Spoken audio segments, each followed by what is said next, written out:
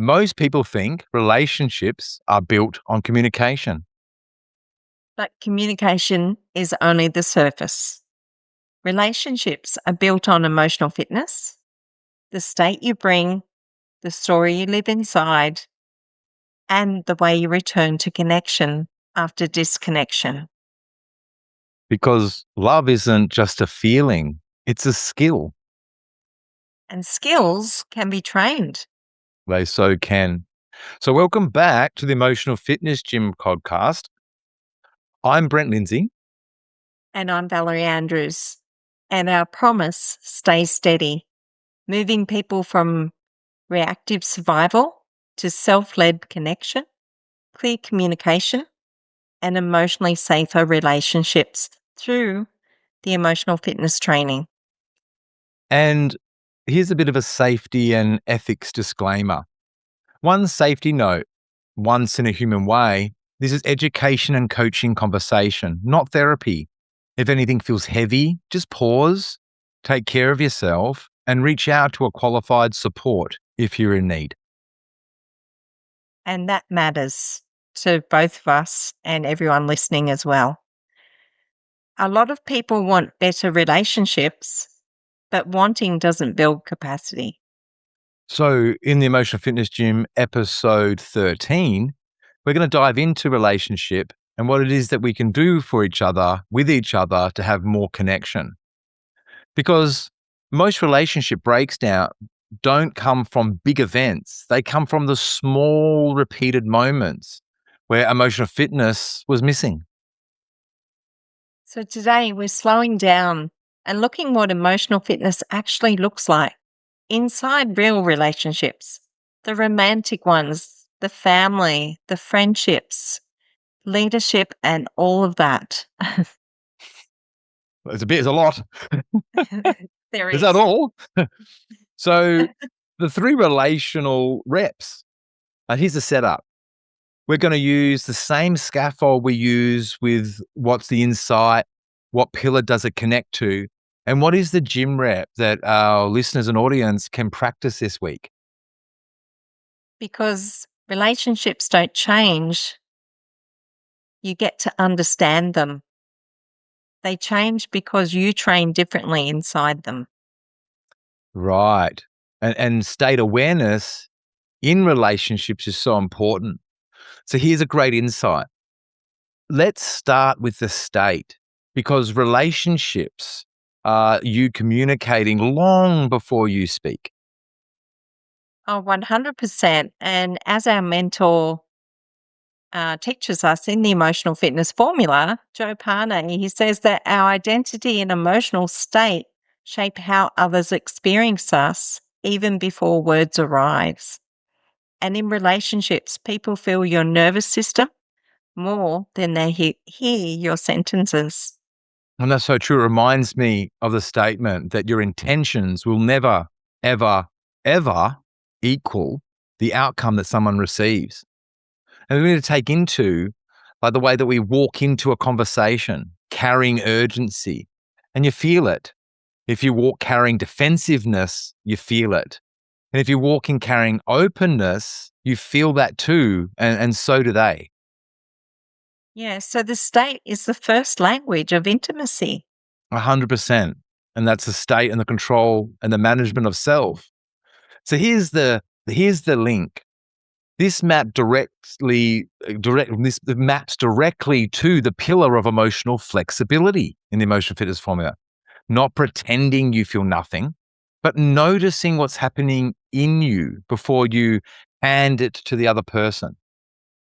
100%. And it comes back to knowing ourselves and what's going on. And I guess also having the capacity and the space to come back to self, come back to the awareness and realize what is it? What's happening right now? Because if you don't know what's happening, how's the other person going to know what's happening really in that state? So, yeah. And I Mhm. guess this is a gym rep for yourselves. So before the next meaningful interaction, ask, what am I bringing into this moment? One breath, one check-in and one choice. Yeah, it's the all in the little pause, right, Val, where you're just there for you, checking in on you. Because if you're bringing in that tension, y you can find we will shame it. So don't shame it, regulate it. Don't avoid it, slow it down, and choose what you want to bring inside instead. Yeah, definitely. And like I said just before, it's inquiring in your own relationship to understand what's going on for self and the other person that you're with. I mean, it can be any Mm. relationship. It can be in, like I said, the family. It can be in the workplace. It can be with your partner. It can be just even going down the street. We will all have different either reactions or things that may come up, especially, that underneath lying layer. Like it's like, I guess, driving along and all of a sudden you get triggered by something, even if the other person isn't directly in contact with you. It's more so, oh, what just happened kind of thing. So it is that self awareness. So I guess the second rep is identity, and the inside is because relationships activate identity faster than anything else. It's so true, and it's like, let's just talk about that. We're in our car and you're driving along, and all of a sudden you go, "You got in front of me." And then if we have that pause and we don't shame, we can realize, "Oh my god, I just did that to somebody else." And we can realize in that moment that we're all in the same boat. We're all making mistakes, passing judgment, forcing back, and where we should be looking at back at ourselves to say, "How is that?" Or "How could I do that?" Or "Where's the capacity or the gap for other people?" Compassion. Because Joe Pane Meta writes that our identity is the single most powerful force in the human condition. And in relationships, old identities, stories get triggered quickly. I'm not enough. I'm too much. I have to hold everything together. I can't be vulnerable. I'm only valuable when I'm performing. I'm only insert that repetitive story that numbs you out continually. Yeah, yeah. And it's so often we do live in that survival mode of, fight, flight, freeze, or fawn, and without really understanding what that means. Our nervous system is running 100 miles an hour, and we've got to keep up with who we're becoming, as Joe always says, keep up with Mm. who you're becoming. So when those stories do run the system, we stop relating and we start reacting. Yeah, and it's so important because we're just automatically reacting instead of responding, and again, it comes out of the pause, right? So when you're reacting, you can know that that's not your space, and your space is to where would love come from? We know, right? We know what to do. We just are fighting with ourselves, and that instant thing. So it's like humans trying to say, "Oh, we all got to be moral." But we all know we need to be moral. We all know not to kill, to steal, to do all these bad things. And in the moments that we do our bad things that give us shame and guilt, we know that it was right. So really, it's about that pause and responding, relating instead of reacting. I love that, Val. And here's, I guess, the pillar link, right? This maps the pillar of self responsibility and the EFF identity stage because it's all about self. As like about how can it be anything else? One finger, three pointing back, guys. Because if you don't question the story, you will project it. Otherwise, like if you don't bring Jung says if you don't bring the unconscious conscious, it will control your life and you will call it fate. 100%. And that's what Carl Jung says, doesn't he? That's his Big. saying Mm. in that. And going back on what you just said about, judging others, and you can be in a moment or a situation. And this recently happened to me actually. Something was said and I said, "Do you really think XYZ?" And they said yes. And I said, "Well, do you know what? That's really insert colourful language here." And, however, I kept my cool and I spoke my truth. And then I thought about it. Okay, why did I respond that way? One, it was to stand up for myself because throughout my entire life, I had actually accepted bullying because of my low self-worth and something my mother told me at a young age I believed, you know? So hence the reason we can react without even realizing, "Oh, hang on, what happened? Why did I do that?" But, you know, my emotions took over. I just started crying straight away as soon as that person said something. Because and I thought about it later and I thought, "Oh, that's because I value this person's relationship." You know, we have Mm. such a great relationship. I value the relationship. And for that person to think like that, I got upset because I thought, "Hang on, I thought I anyway, I'm not Mm. here to judge that person's, thoughts. It's more so, okay, so I don't know what's in it for them, you know, Well, yeah, as it we was go." and thanks for being vulnerable there. I mean, it's so true. We all can acknowledge that, because we sort of project on the emotion. And, Mm, in another episode, we're gonna be talking about the emotional wheel, right? How it all works and triggers. But just briefly, like an event happens and we get triggered by an event from past, and that creates this meaning, and we can feel this meaning comes down, and then we go through and we just then cycle, and that creates a behavior, and the behavior creates a new state, and a new state creates a new meaning. We just go this cycle round and round. But what Valerie pointed to there is in the moment of where we what's going to happen, the event's going to happen, the trigger's going to happen, we're going to get affected, but it's in the state between the meaning and the action we take is the gap, is the pause where we can go, hey, well, is this true? Is this projecting? What my other side say? So it's very important, the pause, and that's what stops projection. I find.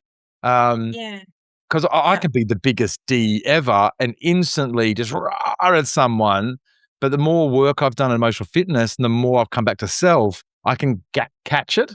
Um, yeah, I can catch that moment, what I think we were sort of saying, because that moment, the story becomes visible, it loses power, and yeah, then connection becomes possible again.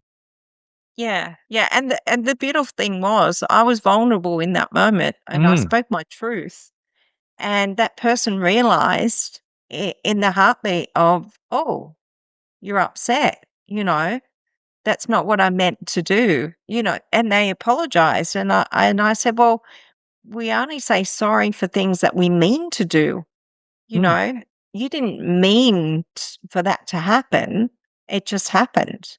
You know, it was mm. up to me, the meaning we make it, like exactly what you just said. So I guess the rep in this, or the next gym rep, is to ask yourself what story just got activated in me, and, and not to blame yourself, but create that choice, you know? Yeah, yeah. Because like past, present, future, and the 3 directions help, like, you feel and hope that you can heal, right? And it Yeah. maps to perspective, Yeah. the gym rat, the perspective to be able to change your perception. So you clear your perspective through changing your perception of things, which is so important to be able to change the state. 100%. Because the moment the story becomes, like you said earlier, the story becomes visible, it loses power and connection becomes possible again. So, the perspective in relationships is so important Mm. because under pressure, our pressure narrows and we go threat first, meaning making first, fear first, you know, and yeah, it's pretty incredible when you can catch it in that moment like you've been able to do.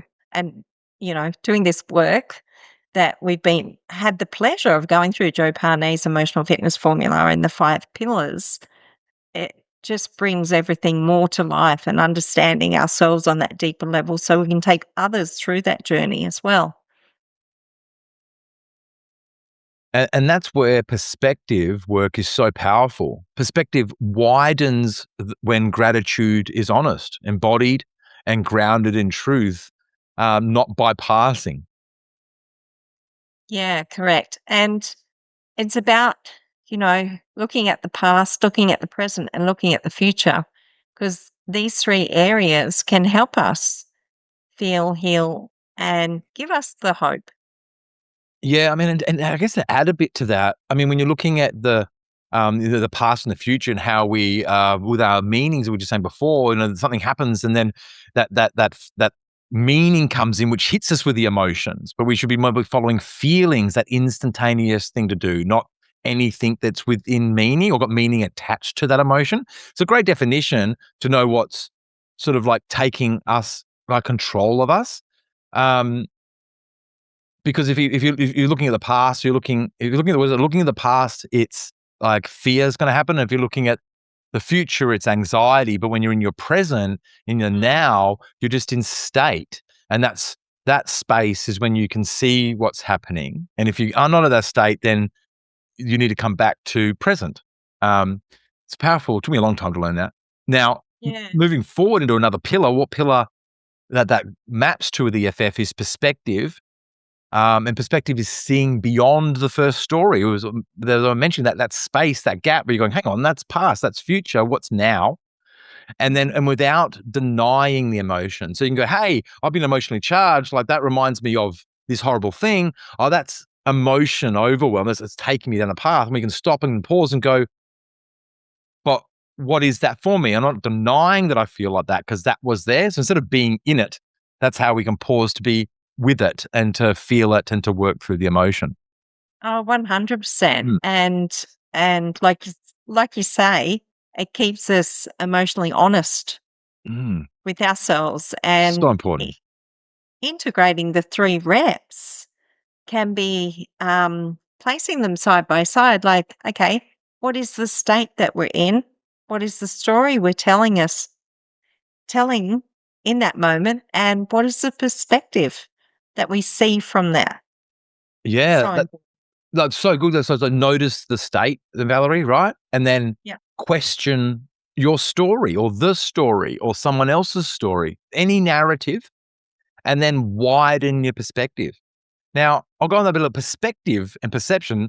Like, I didn't know what they meant when I first heard them 10 years ago. Well, what's that? And it took me a while to even be able to say them right. But perspective, perception. And then it's like the map is not the territory stuff. The more you learn it, the deeper it gets. So Mm, perspective is how we see the world, and perception, I'd like to say, is why we think we see it that way. So when you say you got to get a clear perspective, you got to clean your perception. So if you're mm, going around being angry at all women or all men, that every man or every woman you're going to meet, you're going to be putting your old story, which is a dirty perception, which is only a meaning from an experience, but is not true reality. So clean perspective comes from mm. a clear perception, which is what you just said before. Why wider perspective with your state, your story, and your perspective. So important. Yeah. Oh, 100%. And I'm like you. I didn't really understand the difference between perspective Mm, and perception. It's taken me a while to get used to that mm, as well.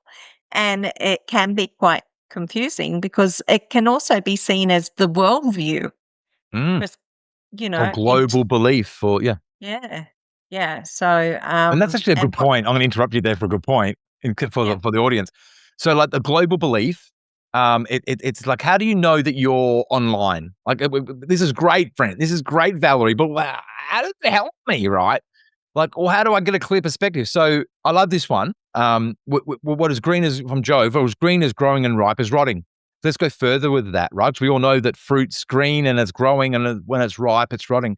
But if you go further with all that, if you look into nature, if it's in nature and it's a repetitive thing multiple times in nature, like all mammals have a womb and give birth, all reptiles lay eggs, the sun sets. When at night it's dark, like the things that's the same for everyone, then you go, okay, if I'm out of line with what's the same for everyone, the global belief, even Daisy the cow, and has the same reality, then oh, that's where I got to come back into. But if it's like, this is my perspective because it's my opinion, then it's not the same for everyone. Then you choose that, and that's fine. But you also choose what comes from that as well.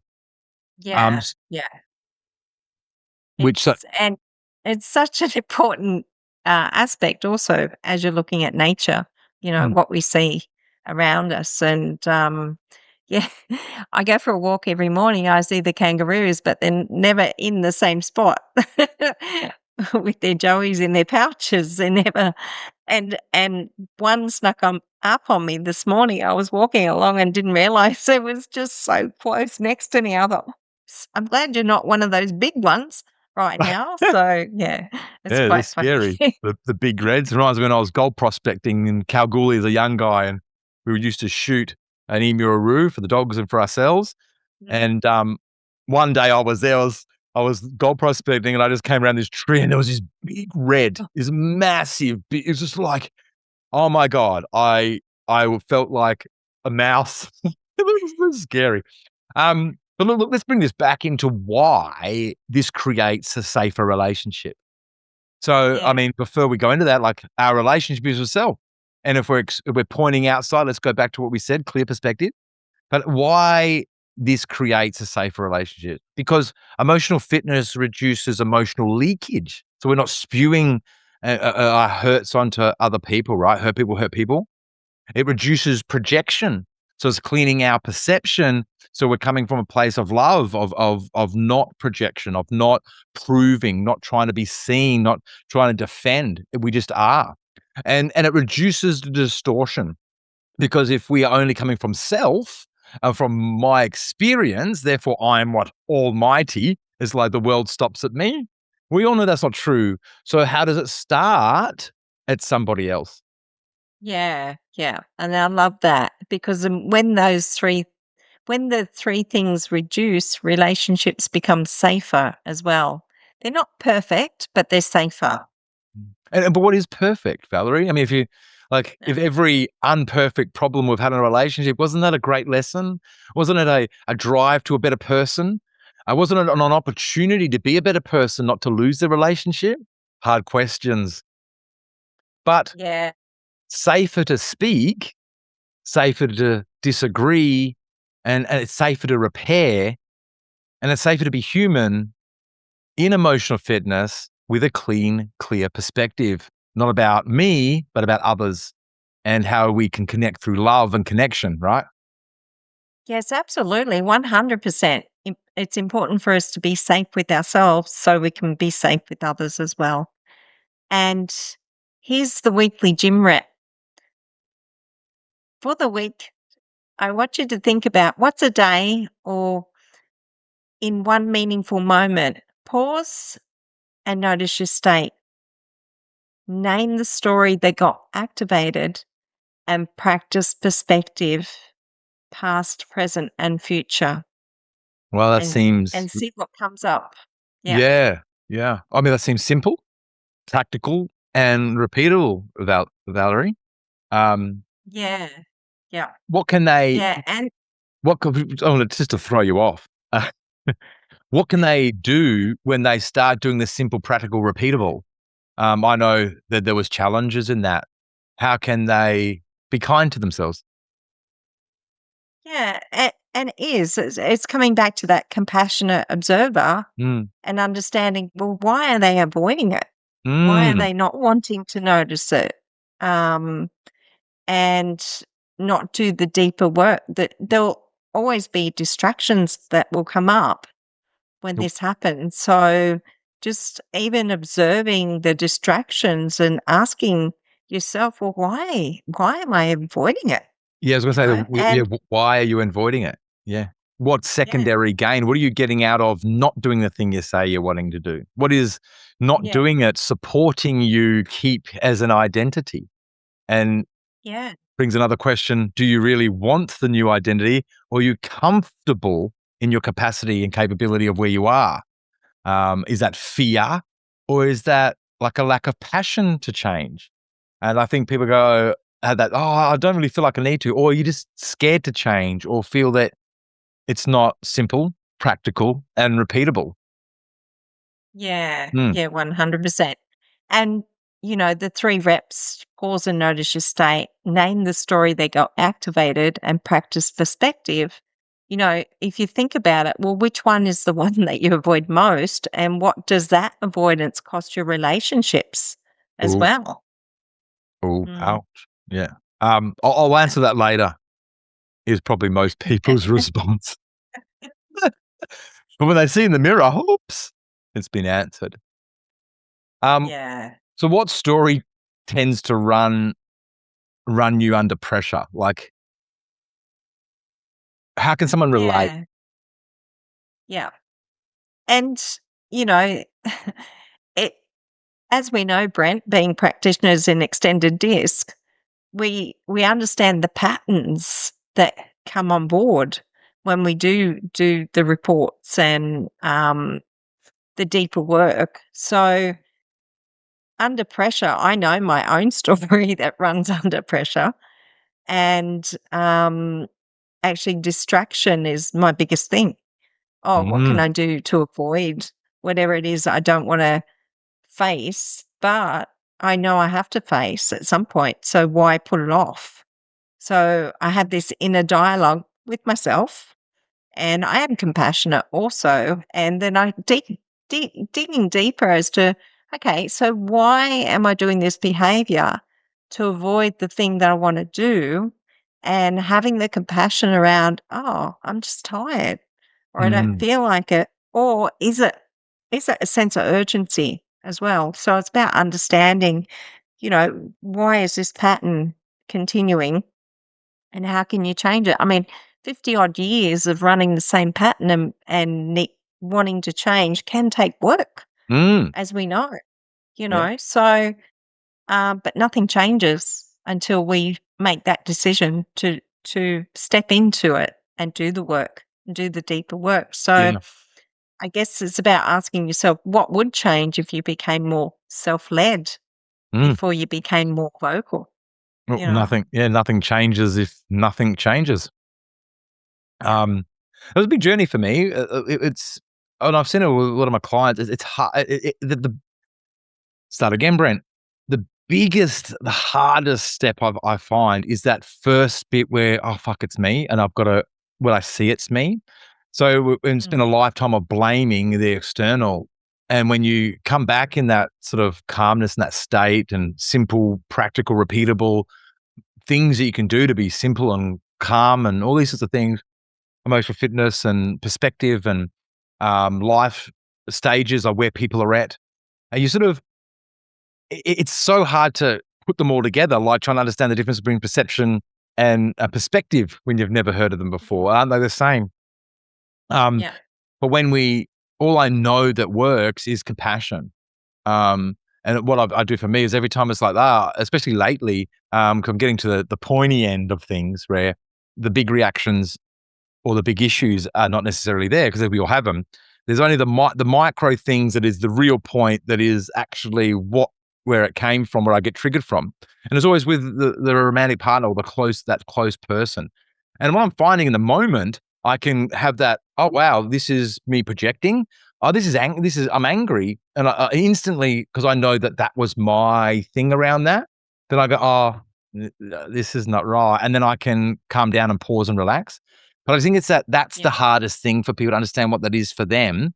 Like, you might get angry, you might shut down, you might just get emotional and then suppress. And it's whatever that thing is that is your behavior strategy of managing whatever the thing is the hardest thing, but is the thing that would make all the change. And it's so I just wish I had more compassion for myself. Mm. Like, to actually realize that it's okay. We're just bloody human.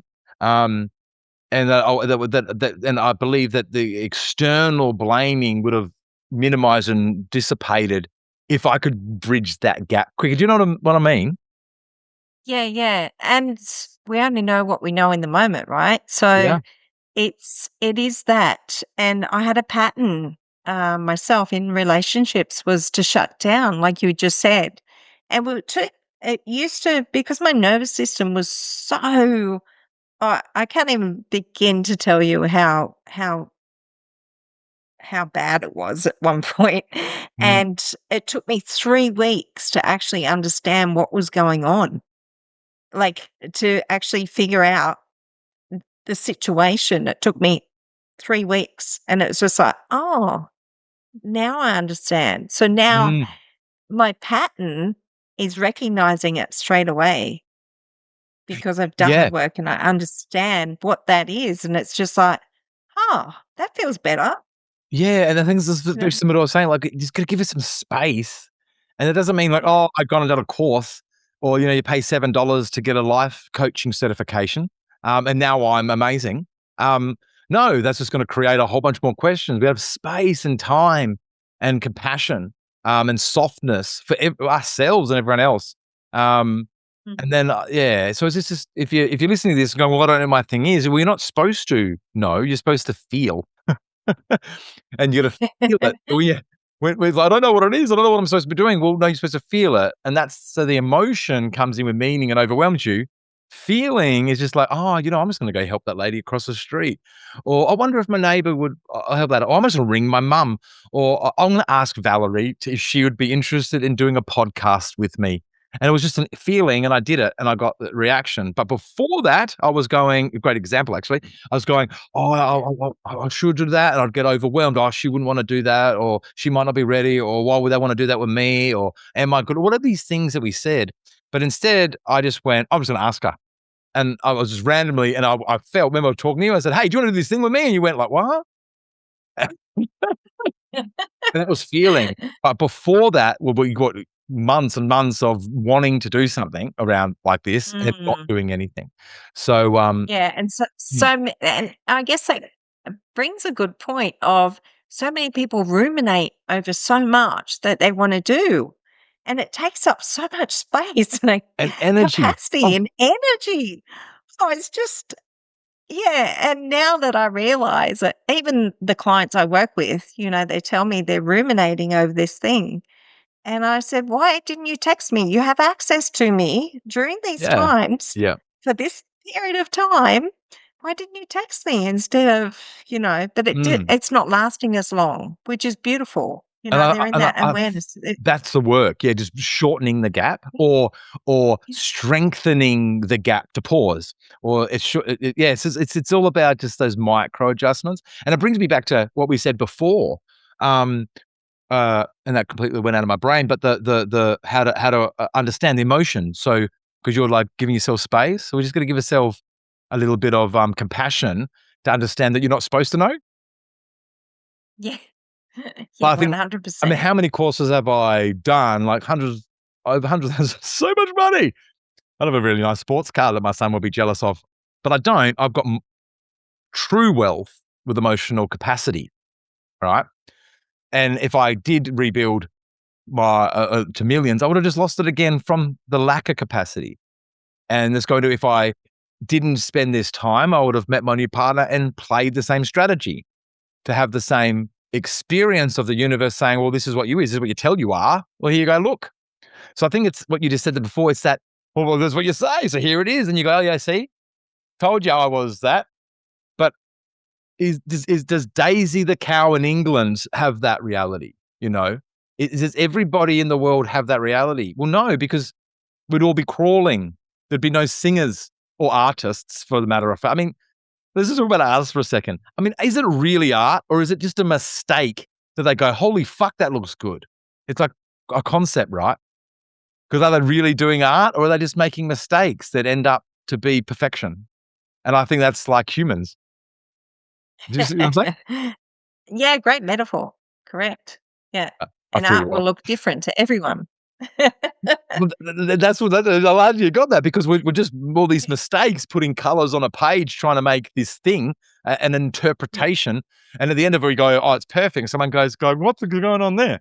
And that's a classic relationship scenario because we're painting our own canvas with our own colors, but we're not stopping to step back and going, "Wow, that's amazing," and asking the artist, Mm, "What's your interpretation of your art?"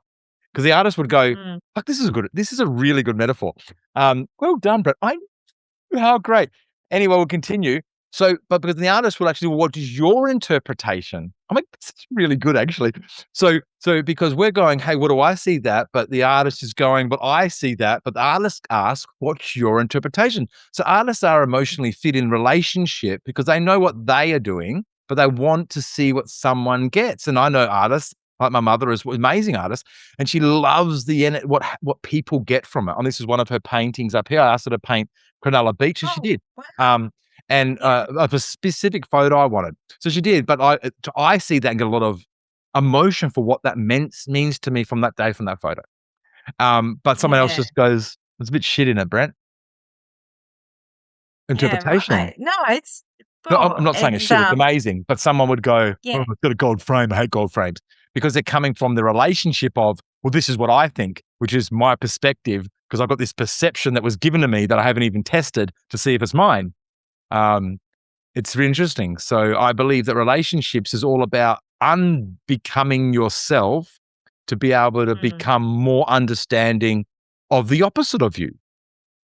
Oh, 100%. Mm, And as you know, in our relationship, if I hadn't had the experience being an mm. extended disc practitioner and understanding your own um, style, which is the dominant and influencer, and my own style, the influencer steadiness, like understanding each other's ways. And as Joe Pane puts it lovely, let's speak that person's language Language. Meet and people where how they they want are.